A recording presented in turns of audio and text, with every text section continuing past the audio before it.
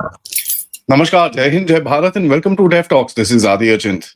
कुछ चीजें बाहर निकल रही हैं अभी मोदी और ट्रंप के बीच की। जो एक रिलेशन हम देखते हैं कि भाई from a very very good relation to a very bad relation. ये हुआ क्या है? अभी तक ट्रंप ने डायरेक्टली मोदी साहब को टारगेट नहीं करा है, but this also is basically diplomacy, क्योंकि वो एक दरवाजा खुला रखना चाहता है। मोदी जी ने भी डायरेक्टली ट्रंप को अभी तक टारगेट नहीं करा है। डायरेक्टली कोई ऐसा स्टेटमेंट नहीं आया गवर्नमेंट की तरफ से टारगेटिंग द यूएस प्रेसिडेंट। वो भी एक दरवाजा खुला रखना चाहते हैं। So obviously something, some conversations are taking place at the back end. But ये हुआ क्या from being a trusted partner कि भाई इतना सब कुछ आपका ट्रस्ट था, सब कुछ था, उसके बाद सडनली आके ऐसी जगह पे आप खड़े हुए हो जहां पर आप देख रहे हो कि भाई भारत की तरफ से काफी अग्रेसिव स्टैंड लिए जा रहे हैं। ठीक है। टू अ पॉइंट कि अभी इनके जो ट्रेजरी सेक्रेटरी हैं उनसे भी पूछा जा रहा है कि साहब मुझे एक चीज बताइए, आपने भारत के साथ सब कुछ जो करा है, वो तो भारत तो ब्रिक्स को इकट्ठा कर रहा है वहां पर। भारत ने चाइना के साथ जा रहा है, वो रशिया के साथ बात कर रहा है, ब्राजील के साथ बात कर रहा है, आप क्या कर रहे हो? तो यूएस के जो लोग हैं वो कहते हैं दिस इज परफॉर्मेटिव, कि भाई ये सिर्फ परफॉर्मेंस है, कुछ भी कर लें कोई टेंशन नहीं है हमको। उनको भारत भारत को हमारी बड़ी जरूरत है। एंड भारत के जो जो भी हमारा का गेम है, वो हम उसको जिस तरह से खेल रहे हैं हमको खेलने दीजिए। Chairman of White House ways and means committee जो है जेसन स्मिथ मिजूरी के, एक रेडियो शो में जाके उन्होंने बोला कि यूएस एडमिनिस्ट्रेशन जो ट्रेड नेगोशिएशंस कर रही है, जिस तरह से टैरिफ कर रही है, to get India to reduce rice subsidies given to its farmers. हमारे फार्मर्स को राइस में जो सब्सिडी देते हैं उससे इनको प्रॉब्लम है, एंड वो जो सब्सिडीज हैं उसको वो कम करना चाहते हैं। तो ये बड़ा क्लियर उन्होंने एक स्टेटमेंट दिया। ये मैं आपको आई एम रीडिंग यू वर्बैटिम जो उन्होंने स्टेटमेंट दिए हैं। अब जरा इसका अगर आप थोड़ा-सा एनालाइज़ करें कि ये हुआ क्या है? ये सडनली दोनों के बीच में ये रिलेशंस इतने खराब क्यों हुए? ये तो ट्रेड-वेड की बात है, इधर-उधर है, ये सब चीज़ें तो ठीक हैं। बट इसके अंदर ऐसी क्या सिचुएशन आ पड़ी कि यहाँ पर तो ऐसा कहीं न कहीं दिख रहा है कि कई फ़ोन कॉल्स उठाए नहीं जा रहे मोदी जी की तरफ से।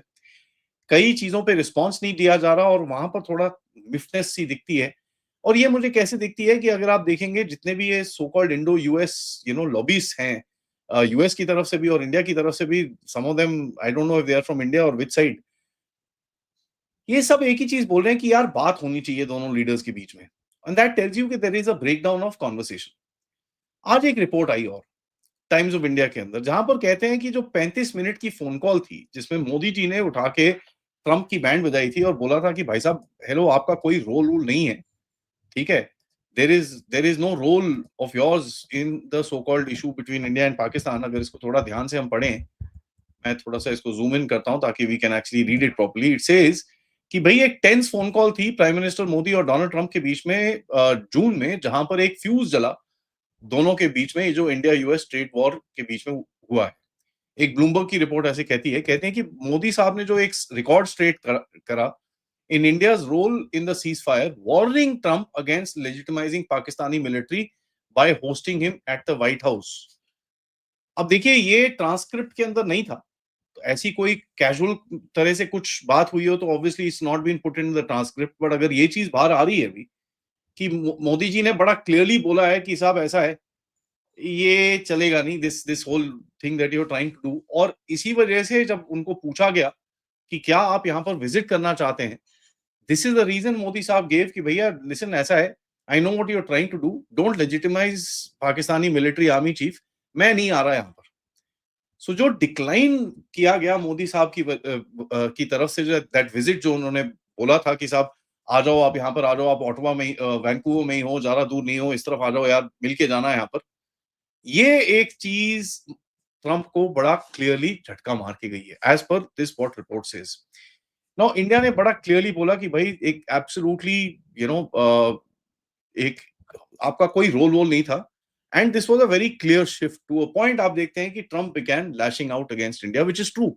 अगर आप टाइमलाइन चेक करें उसके बाद एक लिटरली क्लैश ऑफ ईगोज की तरह ये चीज शुरू हो चुका है। यहाँ पर देखिए कई जो एनालिस्ट टाइप लोग हैं वो एक चीज बोल रहे हैं कि साहब क्या फर्क पड़ता है अगर हम अक्नॉलेज करते हैं कि ट्रंप की तरफ से कुछ काम चल रहा था पीछे बैक एंड की तरफ। वो तो अक्नॉलेज करा है हमने, पार्लियामेंट की फ्लोर के ऊपर करा है कि हम बहुत लोगों से बात कर रहे थे, बहुत लोग अपनी कोशिश कर रहे थे, लेकिन डिसीजन जो लिया है वो हमने अपने आप लिया है एट द बेस्ट। जो पाकिस्तानी ने हमारे को फोन करके बोला है, that is the real story. इसके पीछे कहाँ किसी इंडियन गवर्नमेंट ने डिनाई करा है कि लोगों ने आपसे बात नहीं करी या किसी ने कोशिश नहीं करी कुछ करने की। They have never denied anything of that sort. They have said कि भैया आपके प्रेशर की वजह से हमने ये नहीं रोका। We stopped it when the Pakistanis called us and told us कि भैया बहुत हो गया, हम और मार नहीं खा सकते, प्लीज इस चीज को रोक दीजिए। And that is how the game went.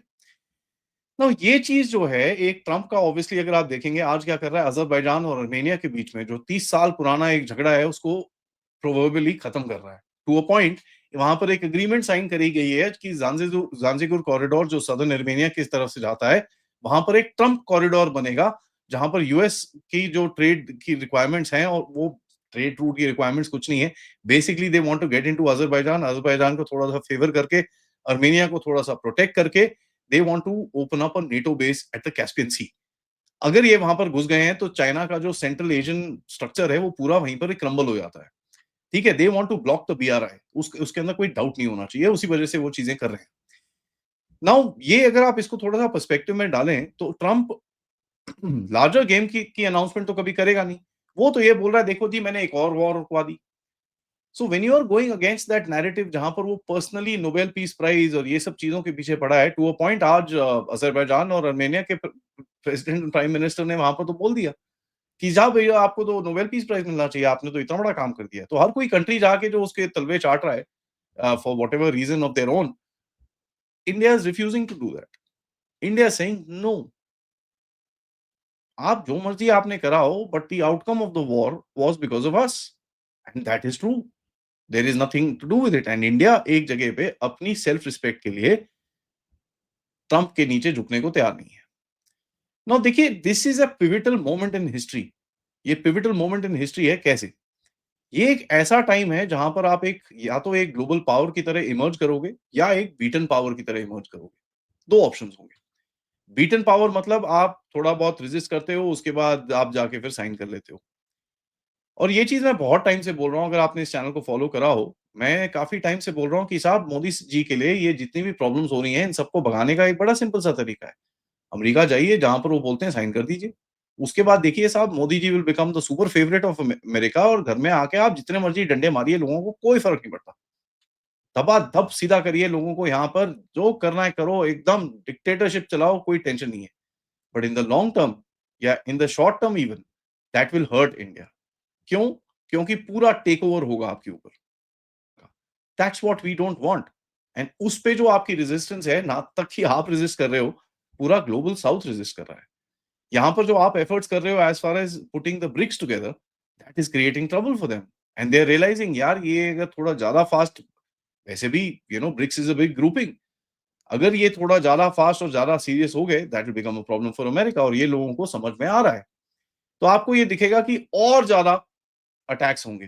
This will actually continue a little bit. पिछले 1 डेढ़ दिन से तो इंडिया का उसने नाम तक नहीं लिया है। Either somebody told him to shut up about India and don't talk anymore because you have spoiled it enough, इससे आगे मत करो, बहुत खराब हो जाएगा। एंड इंडिया अगर कुछ रिटेलिएट करता है, चाइना के अलावा हमारे पास जाने के लिए कोई ऑप्शन नहीं है, India is the second option. भाई साहब चाइना से अगर हमको निकलना है, if we need to get into India, we need to kind of put a money there for the future. ये अगर आप एक लाइन क्रॉस करोगे, इंडिया इज नॉट देयर, हम पैसे कहाँ डालेंगे भाई?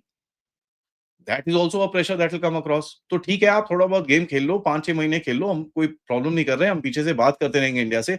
And that is where I will discuss this with major general Rajiv Narayan आज 3 बजे, जहां पर बिग बॉयज के साथ आपकी जो डिस्कशन चल रही है। So we'll talk about that. But interesting मेरे को यहाँ पर ये दिखता है कि एक पर्सनल ईगो पे है, क्योंकि भारत कुछ चीजें कर रहा है जो उसको ऑब्वियसली पसंद नहीं आ रही है।